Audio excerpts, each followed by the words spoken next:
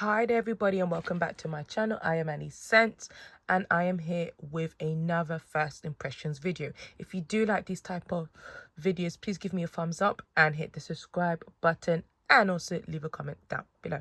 So today we are talking about the new flanker. I know so many flankers going on from like many designers. And we have Le Nuit Tresor Fleur de Nuit. Okay, so it's a floral scent. Let's go through the notes before I talk about my thoughts. So you have at the top damask rose, which is in every single one of the flankers. Okay, so it's got that unmistakable damask rose. You've got jasmine, tuberose, and mirabilis in the mid. Then you have macchiato, whipped cream, and patchouli in the base. So how would I how would I describe the scent? Let me talk you through the journey, fragrance journey. So when I first spray it, I immediately get the Le Nuit Tresor DNA. It is there, and it does last throughout the whole duration of the time I wore the fragrance. Then I pick up something very, very sweet, and I'm really trying to I'm struggling to identify where the sweetness comes from, but it's got a similar sweetness to Dental de Roses. If you've smelled that flanker, that came out in 2021.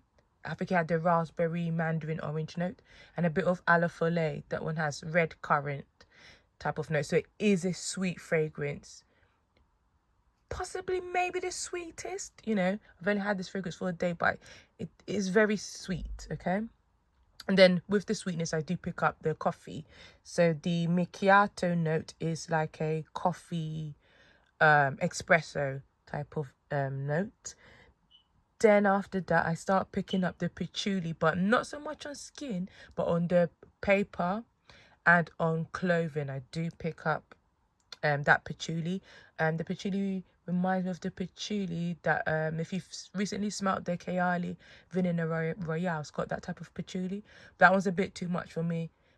This one is, I can manage it, I can cope with it. Okay, then after that I really start to get the real cream in whipped cream. I don't know to say if it's the whipped cream, but I get something smells sweet and very, very creamy start to come. Now, so as I go through the day, what I mainly pick up is the original DNA, something very, very sweet. There's a touch of coffee and quite creamy. Some people have compared it to black opium. For me, maybe on the first time when I sprayed myself, yes. After that, not much so. For me, it does smell like a coffee version of Le Nuit Tresor. But maybe not the original one, but maybe a coffee version of a la folie or a coffee version of Dental de Roses, along those lines. Now, how does it come in terms of projection? For me, I wouldn't put it on the same range as Le Nuit Tresor, the original, or Le Nuit Tresor Cerace or Cerace. I don't know how to pronounce it, but check out my video of all the flankers. It's there. Those two are super, super strong. This one's probably on the same level as maybe Nude. Doesn't last as long as a la folie, so I'm going to go with the Nude.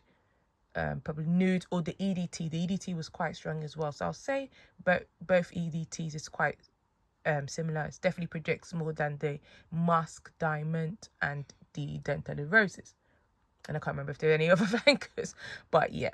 So yeah, I do think that, every time a coffee sort of vanilla fragrance comes out, it's linked to black opium, and black opium has developed some negative associations with people in the fragrance community. But rest assured, if you don't like black opium, you can purchase this one and you can enjoy it. But I feel like you do need to like coffee, and you must like the DNA of Le Nuit Tresor. Do you need to have this one in your collection? It is different enough to own. I personally will say, do I like it? Yes, I like it. It's very sweet, but But I do like sweet scent. I mean, I'm a big freshie now. I really love freshy scents. But I think this is a nice sweet and one. And I love the Tresor you know, the range. So this is really nice for me. I really love it. It's very for me, very wintry. I was going to also say to add, I don't smell tuberose. I'm not picking it up. You know, I've been playing around with this for probably 12 hours now, and don't really pick up tuberose. As for the mirabilis, it's described as a sweet pink floral, so I don't know if the sweetness is also coming from there. It's a bit difficult to tell, but yeah, I would describe this, guys, as a sweet smoky, because you know the Tresors have this something like a little bit smoky, sweet, sort of slightly coffee type of scent. Terms of longevity, on clothes, can still smell it. The paper has kind of gone away. On skin, I've had to obviously retop it for you guys on the video, but after about 6 hours it did kind of become a skin scent, if I'm being really honest. I mean, it was still noticeable if I bring my arm to sniff, but yeah, did become, did not disappear, but you know what I mean, didn't really project as much. So yeah, that's my thoughts. I do really like this one. I could see myself, I feel like now it's like it's Alafale, Nude, and this one. The Intense one slightly getting kicked off. I think this is just because it's just slightly like tonic, kind of creamy sweet smell.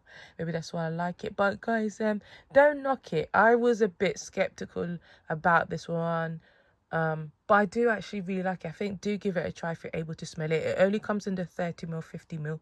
That's all I've seen so far. I don't know if it will come in a 100ml or 75ml later on. But I do think Tresor lovers, Alafole lovers, what's the other sweet one? The EDT was quite sweet as well.